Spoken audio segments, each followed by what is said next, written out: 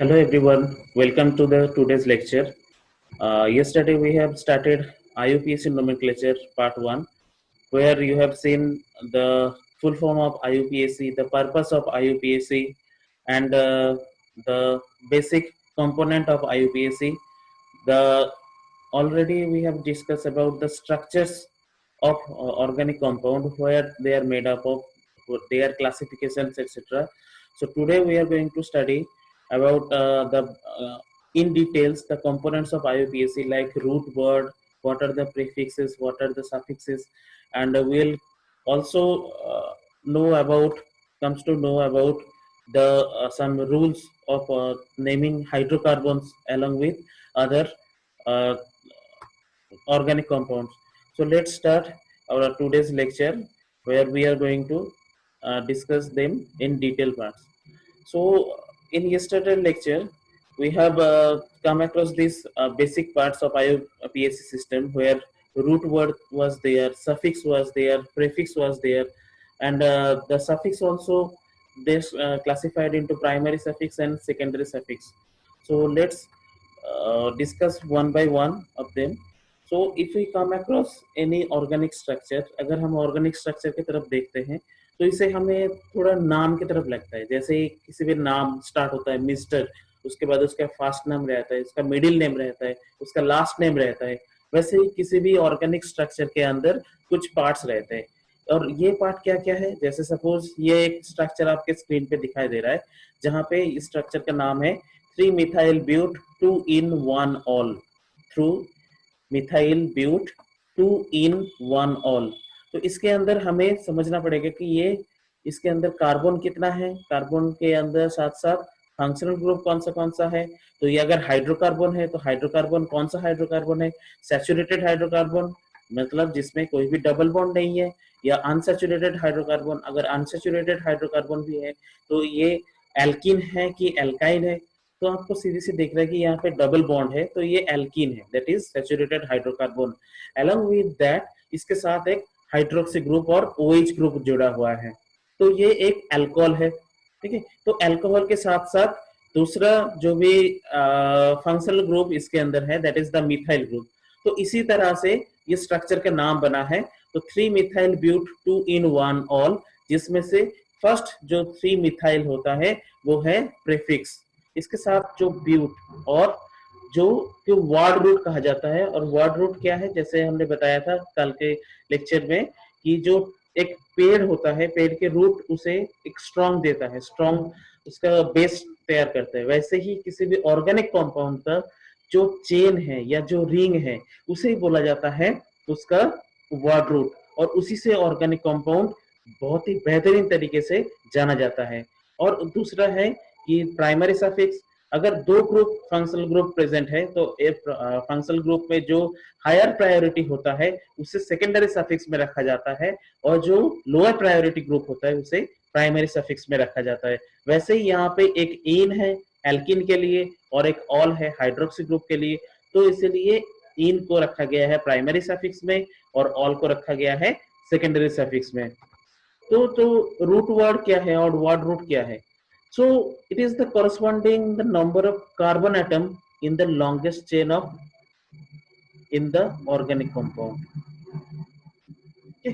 तो कोई भी अगर हम ऑर्गेनिक कंपाउंड लेते हैं, ऑर्गेनिक कंपाउंड में अगर चेन कंपाउंड है तो उस चेन में हमें आइडेंटिफाई करना होगा कि कितने नंबर ऑफ कार्बन है, तो उसी कार्बन को बोला जाता है रूट.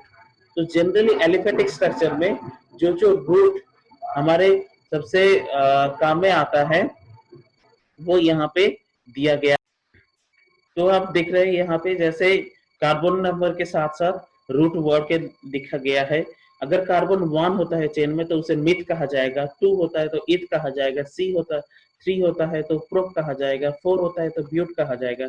तो इसलिए जो प्रीवियस हमने एग्जाम्पल दिए थे, तो एग्जाम्पल में देखिए 4 कार्बन है, तो इसलिए इसका जो रूट वर्ड है वो ब्यूट आया है. तो इसकी जगह पे अगर 5 कार्बन होता तो हम यहाँ पे पेंट लिखते, 6 कार्बन होता तो हेक्स लिखते.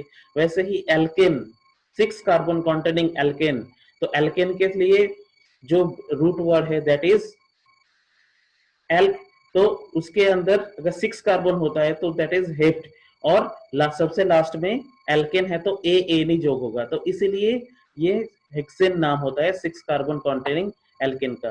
तो next come across the primary suffix. तो ये प्राइमरी सफिक्स क्या होता है? The primary suffixes are added to the root word to show the unsaturation in carbon chain. तो ये प्राइमरी सफिक्स जनरली अन का सैचुरेशन इंडिकेट करता है। तो जनरली जैसे सपोज आपका ये एल्कीन है, एल्कीन तो इन उसके साथ ऑल, तो एल्कीनॉल। तो कोई भी double bonded compounding containing hydrocarbon जो एल्कीन होता है उसके साथ साथ अल्कोहल भी है तो एल्कीनॉल होगा। सपोज डबल बॉन्ड के साथ साथ एल्डिहाइड ग्रुप है तो वो होगा एल्कीनेल। ठीक है, और कार्बोक्सिलिक एसिड होगा तो होगा एल्कीनोइक एसिड। वैसे ही अगर एल्काइन होता है तो एल्काइनोइक एसिड या एल्काइनॉल। तो इस तरह से प्राइमरी सफिक्स कोई भी अनसैचुरेशन को इंडिकेट करता है। सेकेंडरी सफिक्स, सेकेंडरी सफिक्स क्या होता है? It is the mainly functional group which is added to the primary suffix and which indicates the nature of organic compounds। तो जैसे हमें पहले बताया था कि कोई भी फंक्शनल ग्रुप से पता चलता है कि वो ऑर्गेनिक कंपाउंड कैसा है, और वही फंक्शनल ग्रुप उस ऑर्गेनिक कंपाउंड का नेचर पता करता है या उसके फंक्शन को इंडिकेट्स करता है। तो यही फंक्शनल ग्रुप को आईयूपीएसी फॉर्म में अगर प्राइमरी सफिक्स के बाद लगाया जाता है तो उसे बोला जाता है सेकेंडरी सफिक्स। जैसे अल्कोहल के लिए ऑल, एल्डिहाइड के लिए एल, कार्बोक्सिलिक एसिड के लिए ओइक एसिड, या कोई भी एस्टर के लिए ओएट। तो ये सब होता है सेकेंडरी सफिक्स, जो अगर प्राइमरी सफिक्स है तो प्राइमरी सफिक्स के बाद लगता है, अगर प्राइमरी सफिक्स नहीं है तो प्रीफिक्स के बाद लगता है। तो ये कॉमनली यूज्ड कुछ प्राइमरी सफिक्स प्रीफिक्स है जो फंक्शनल ग्रुप के हिसाब से यूज होता है। तो जैसे सबसे हाईएस्ट प्रायोरिटी यहाँ पे जो भी लिखा गया है प्रायोरिटी वाइज लिखा गया है, सबसे हाईएस्ट प्रायोरिटी जो ग्रुप होता है वो कार्बोक्सिलिक एसिड ग्रुप होता है। तो कहीं पे अगर प्रीफिक्स के फॉर्म में लिखा जाता है तो उसे लिखा जाता है कार्बोक्सी, और सफिक्स के फॉर्म में वो ओइक एसिड। सल्फोनिक एसिड, तो सल्फोनिक एसिड के लिए प्रीफिक्स सल्फो और सफिक्स होता है सल्फोनिक एसिड। वैसे ही जो नेक्स्ट ग्रुप है थर्ड नंबर पे दैट इज एनहाइड्राइड बॉन्ड। तो एनहाइड्राइड बॉन्ड बनता कहाँ से है? सिंपल दो कार्बोक्सिलिक एसिड ग्रुप से हम अगर वाटर मॉलिक्यूल निकाल देते हैं तो होता है एनहाइड्राइड। एनहाइड्राइड नाम से पता चलता है एनहाइड्रस, एनहाइड्रस मीन्स रिमूवर और विदाउट वाटर। तो वाटर कहाँ से निकलता है? तो जो दो कार्बोक्सिलिक एसिड ग्रुप वहां से अगर वाटर रिमूव करते हैं और दोनों को एक साथ जोड़ा जाता है तभी होता है एनहाइड्राइड बॉन्ड। वैसे ही नेक्स्ट जो ग्रुप है that is ester. Ester group अगर हम प्रीफिक्स में यूज करते हैं तो होता है एल्कोक्सी कार्बोनिल, अगर सफिक्स में होता है दैट इज एल्काइल एल्कानोएट।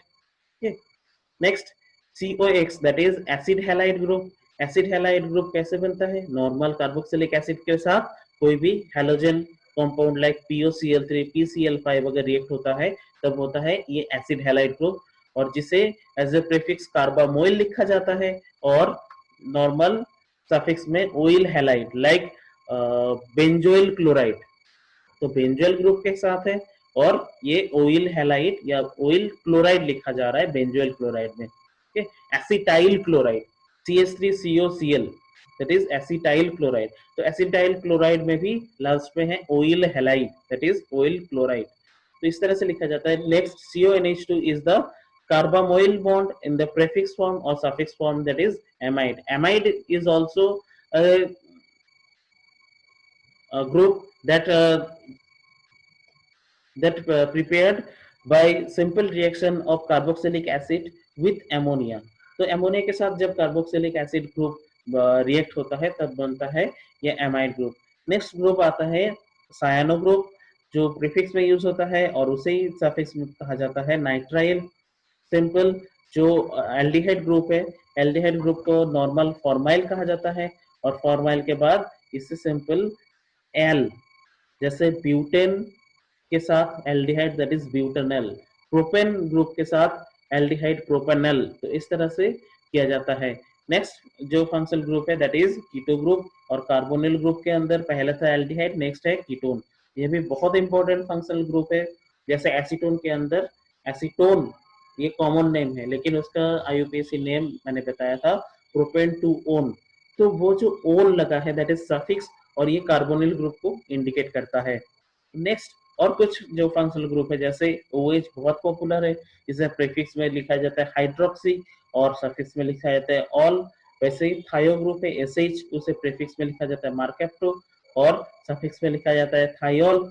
वैसे ही जो एमाइनो ग्रुप है उसे एमाइनो, और अगर सफिक्स में होता है तो एमिन। उसके साथ जो देखिए नॉर्मल एल्केन, एल्कीन, एल्काइन, तीन बॉन्ड है जहाँ पे कार्बन कार्बन सिंगल बॉन्ड है, तो सिंगल बॉन्ड अगर छोड़ देते हैं तो बाकी जो तीन बॉन्ड, तो उसे तीन बॉन्ड में आइदर हाइड्रोजन या दूसरा कोई भी फंक्शनल ग्रुप रिप्लेस करता है, और उसके लिए सफिक्स लगता है ANE।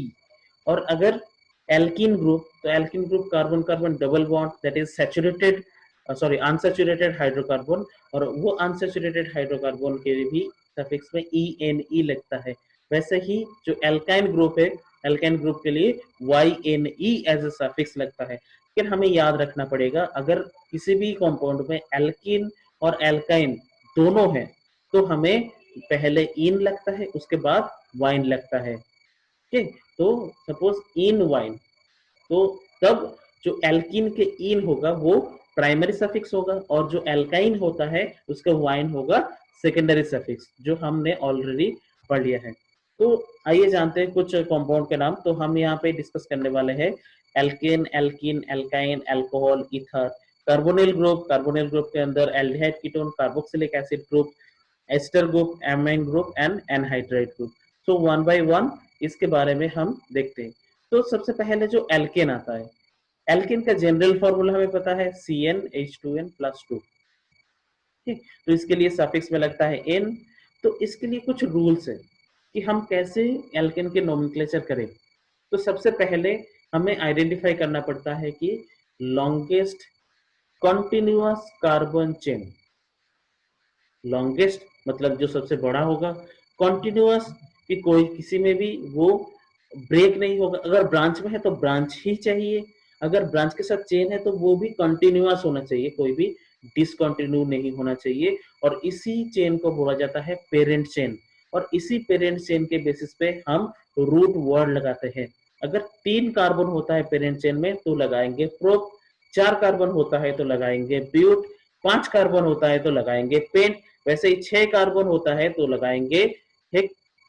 तो वैसे ही यहाँ पे जो एक एग्जांपल दिया हुआ है आपके स्लाइड पे, देखिए इसमें जो पेरेंट चेन है इसीलिए यहाँ पे 7 कार्बन है, और इसीलिए यहाँ पे पेरेंट चेन में रूट वर्ड लगाया गया है हेप्ट, और उसके साथ जो भी फंक्शनल ग्रुप है तो फंक्शनल ग्रुप कंसीडर किया है। उसके बाद जैसे ही हम पेरेंट चेन आइडेंटिफाई कर लेते हैं, तो पेरेंट चेन के आइडेंटिफाई करने के बाद नेक्स्ट काम ये होता है कि पहले पेरेंट चेन को नंबरिंग किया जाए, जितने भी कार्बन है उसे 1 टू दैट नंबर हमें नंबरिंग करना है। तो नंबरिंग करने के लिए हमें सबसे पहले क्या देखना जरूरी है कि ऐसे नंबरिंग किया जाए जो भी फंक्शनल ग्रुप प्रेजेंट है उस चेन में उसे सबसे कम नंबर मिले। तो यहाँ पे जो भी स्ट्रक्चर आपको दिख रहा है, ये तो हम राइट साइड से भी नंबरिंग कर सकते हैं या लेफ्ट साइड से भी नंबरिंग कर सकते हैं, लेकिन एक साइड से नंबरिंग किया गया ताकि जो 2 नंबर पे मिथाइल ग्रुप है उसे सबसे लोएस्ट नंबर मिला है। अगर दूसरे साइड से अगर नंबरिंग करते हैं तो देखिए 2 नंबर पे या 3 नंबर पे कोई भी सब्स्टिट्यूशन नहीं है, तो उस साइड से नंबरिंग करना गलत होगा। तो हमें नंबरिंग पेरेंट चेन आइडेंटिफाई करने के बाद करना है, और करने के साथ साथ हमें ये ध्यान रखना है कि ताकि जो सब्स्टिट्यूशन है उसे हमेशा कम नंबर मिले। जैसे कम नंबर एग्जाम का कम नंबर नहीं है, जो नंबरिंग का नंबर होता है उसमें सबसे कम नंबर मिले। ठीक, नेक्स्ट हमें देखना पड़ेगा कि कौन से सब्स्टिट्यूएंट या फंक्शनल ग्रुप उस चेन के साथ जुड़ा हुआ है। जैसे ये स्ट्रक्चर है, इसमें हमें क्लियरली दिख रहा है 2 नंबर पे एक सब्स्टिट्यूशन है, 3 नंबर पे एक सब्स्टिट्यूशन है, और 4 नंबर पे एक सब्स्टिट्यूशन है। तो 2 नंबर पे कौन सा सब्स्टिट्यूशन है, that is alkyl group. Next 3 number पे वो भी एल्काइल ग्रुप, और 4 नंबर पे वो भी एल्काइल ग्रुप। 2 और 3 का एल्काइल ग्रुप है मिथाइल ग्रुप, और 4 का जो एल्काइल ग्रुप है दैट इज इथाइल ग्रुप। अब हमें पॉइंट आउट करना पड़ेगा द नंबर ऑफ लोकेशन, कि कौन से लोकेशन में वो है। हमें सिंपल अगर हमने नंबरिंग कर लिया तो हमें अलग से आइडेंटिफाई करने की जरूरत है नहीं, क्योंकि वो वहां पे आइडेंटिफाई हो रहा है। अब नेक्स्ट काम क्या है, इसे असेंबल करना। असेंबल कैसे किया जाता है कि सिंपल फंक्शनल ग्रुप को एज ए प्रीफिक्स में रख के उसके बाद आपको रूट वर्ड, उसके बाद सफिक्स, जो ऐसे नाम होता है mister something something, miss something something, तो वैसे ही ऐसे करके हमें जस्ट असेंबल करना है। असेंबल करने के लिए यहाँ पे एक चीज ध्यान रखना है, अगर एक से ज्यादा सब्स्टिट्यूशन है तो हमें सबसे पहले अल्फाबेटिकली देखना होगा। जो फंक्शनल ग्रुप का अल्फाबेट पहले आता है उस फंक्शनल ग्रुप को हमें पहले लिखना होगा। जैसे यहाँ पे 2 पे भी मिथाइल है, 3 पे भी मिथाइल है, 4 पे इथाइल है। E कम्स बिफोर M, तो हमें पहले इथाइल लिखना होगा, इसलिए 4 इथाइल। अब 2 और 3 पे मिथाइल ग्रुप है, तो 2 और 3 में कितना मिथाइल ग्रुप है? 2 मिथाइल ग्रुप है, इसीलिए लिखा गया है 4 इथाइल 2 3 डाई मिथाइल हेप्टेन। ये है the correct formula of IUPAC name of this structure, that is 4 ethyl 2,3 dimethyl heptane. अगर हम 2,3 डाइमिथाइल 4 इथाइल हेप्टेन लिख दें तो ये गलत होगा, क्योंकि अल्फाबेटिकली ऑर्डर में हमसे पहले एम से पहले इथाइल लगता है। और आप बोल सकते हो कि जैसे यहाँ पे डाइमिथाइल है तो डी ई से पहले आता है, लेकिन हम जब ये अल्फाबेटिकल कंसीडर करते हैं तो ये जो प्रीफिक्स है डाई ट्राई टेट्रा पेंटा, तो इसे कंसीडर नहीं किया जाता है। सिंपल इथाइल ग्रुप का ई, मिथाइल ग्रुप का एम। वैसे ही अगर प्रोपाइल होता है तो वैसे ही पहले आता है ई, उसके बाद आता है एम, उसके बाद आता है पी। तो पहले ई लिखा जाएगा, उसके बाद एम लिखा जाएगा, उसके बाद पी लिखा जाएगा, उसके बाद सिंपल रूट वर्ड, और उसके बाद प्राइमरी सफिक्स, उसके बाद सेकेंडरी सफिक्स। अगर एक ही सफिक्स है तो एक ही सफिक्स लिखा जाएगा। तो एल्केन से हमें एल्काइल ग्रुप्स का पता चलता है। कोई भी एल्केन से अगर एक हाइड्रोजन हम निकाल देते हैं तो वो बन जाता है एल्काइल ग्रुप। जैसे एक कार्बन का होता है तो मिथ लिखते हैं, एल्केन होता है तो मिथेन, तो वहां से अगर एक हाइड्रोजन निकाल देते हैं दैट इज मिथाइल। तो वैसे ही कुछ ग्रुप्स के एग्जाम्पल यहाँ पे दिया गया है, जिसका जनरल फॉर्मूला होता है CnH2n प्लस 1। हमने एल्केन का फॉर्मूला देखा था CnH2n प्लस 2, और वो 1 हाइड्रोजन माइनस होता है तो इसीलिए होता है CnH2n प्लस 1। तो ये प्लस 1 के बाद ये सफिक्स होता है YL, YL के अंदर मिथाइल आता है, इथाइल आता है, n propyl, isopropyl, butyl, secondary butyl, isobutyl, tertiary butyl, ये सारे सारे ग्रुप जैसे हम नोमेनक्लेचर करते जाएंगे तो ये ग्रुप हमें नामकरण करने के लिए बहुत इजी रहेगा। तो हमें सिंपल देख के आइडेंटिफाई करना पड़ेगा कि ये प्रोपाइल ग्रुप है। प्रोपाइल ग्रुप है भी वो नॉर्मल प्रोपाइल ग्रुप है या आइसोप्रोपाइल ग्रुप है। ब्यूटाइल ग्रुप है तो सेकेंडरी ब्यूटाइल है, एन ब्यूटाइल है, आइसोब्यूटाइल है या टर्शियरी ब्यूटाइल है, इस तरह से। या सेकेंडरी पेंटाइल ग्रुप है या कौन सा group functional group alkyl group है, वो हमें बहुत जल्दी पता चल जाएगा सर। Thank you.